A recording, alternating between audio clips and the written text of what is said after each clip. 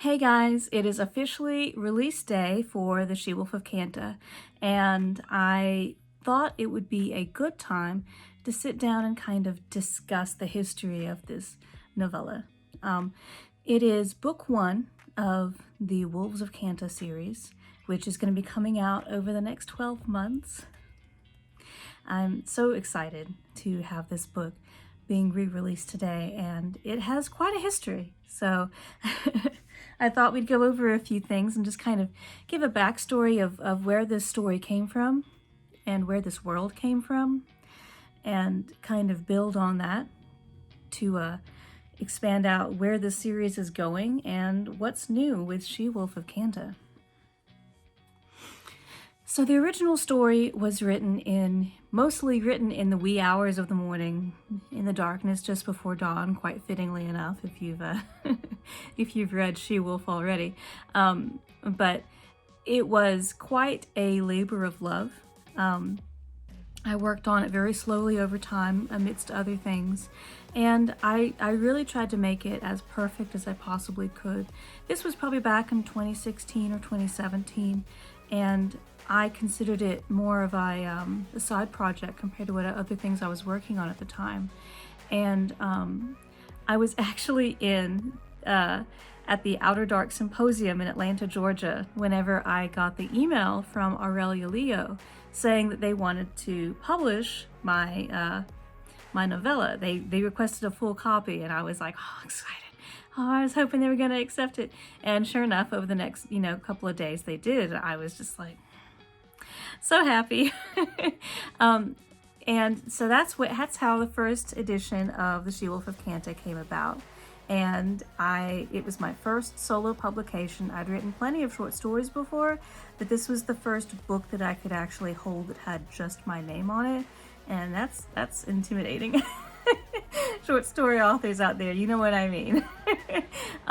So whenever this came out, I was so thrilled, and we did a whole book release party at an indie bookstore that was downtown close to where I live, and we had a few people come by. It was a very small showing, but my family was there. We had some She-Wolf of Kanta cupcakes that got made. It was really cool. And it was really nice because it really did feel like I was actually a professional author, even though I had been.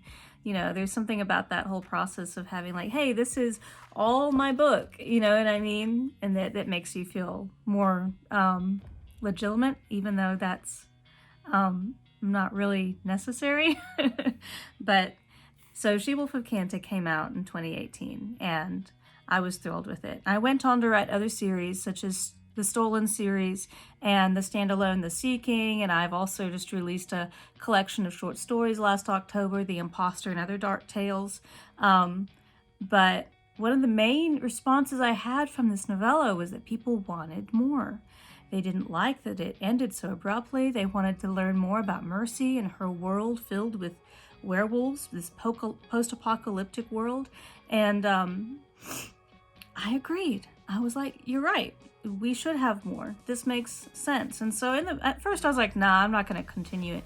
But then as more and more people mentioned it, it started kind of, percolating in the background of your mind. And I was like, they got a point. They've got a point. So what ended up happening was that the contract with Aurelia Leo ended. And I was like, well, if I'm going to have the rights back to that, I should probably look at continuing it into a full-length series. But I knew that this original She-Wolf was not written to be part of a series. This was written to be a standalone. So I knew I had to go back in and do some work on it to get it up to par with what a series would need. So I went back in and I've expanded it out. Now in the new edition of She-Wolf of Kanta, you get background story about Mercy's life, her home, where she lives, her father. You get to see how she spends her days before she goes through the events that, occur throughout this novella. And it gives you a bit more understanding of where she's coming from and where her mindset is. It really helps you to understand Mercy as a character more, I think. And I went through the whole novella to make sure that it was ready to be included in a series, to be seen as a series. And so that's why you have so much more here compared to the previous novella. This is still technically considered novella length, very, very close to the edge there. I think it was around 35,000 words whenever I finished it. But we also have a brand new map. It was done by my sister, Kelly M. Frank, with Morbid Smile art, and I'm absolutely in love with it. You also get a copy of this in the ebook as well, but you've got Crow's Mirth up there with a bunch of crows. Let's see if I can get in so you can see it. Yeah, so you've got Crow's Mirth there, and you've got this bridge that goes off with more crows. You've also got Mercy's home here, and Kanta itself, and then this interesting place out here that's not labeled intentionally. It's really nice to have a map set up where I can actually like be able to conceptualize things a bit better. I did have a map with the original copy of the She-Wolf of Kanta, but it was only of Kanta for the most part. It wasn't of the whole area, and I knew that for a series we had to get out of that city a little bit. We had to move beyond those borders, and that things were going to be, you know, interesting as we moved throughout the world. What does a world with werewolves look like, where werewolves come out every night to attack people? What does a world look like that has hunters who go out and capture werewolves and sell them for money?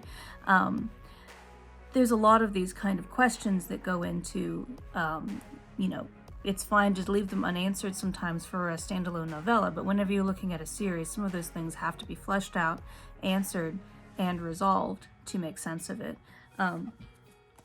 And now I also finally have a version in hardback as well, and it is so pretty, and it feels so nice and smooth.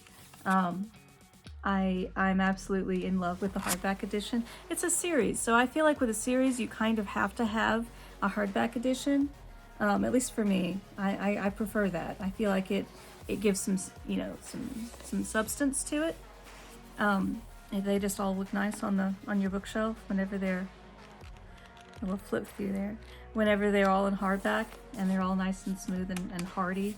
I've also designed the interior cover of this, which was fun to do. So you've got the She-Wolf of Kanta as well in here. So if you would like to take off the dust jacket off of your books, you can do that. Oh, and upside down. There we go. So, and it also feels very nice. You can't tell that, but it's very smooth and it feels really good. So that is the new release of She-Wolf of Kanta. That is what to expect from this new edition. And that is where I'll be going over the next 12 months with the Wolves of Kanta series. Mercy has a long journey ahead of her. She's a long road, and there's going to be a lot of werewolves, and she's going to have a lot of tough decisions that she's going to have to, you know, deal with, both from her own past and within herself, because she's going to realize that, you know, not everything that she was taught was necessarily true, and that's always a very difficult realization to come to terms with. And yeah, She-Wolf of Kanta is out today in, you know, all digital booksellers and physical booksellers. Please reach out to your libraries, reach out to your indie bookstores, and you request that they carry copies. They should be able to get those in. Everything is distributed through Ingram. Happy book release birthday, She-Wolf! Yay! Thank you guys. Take care. Bye.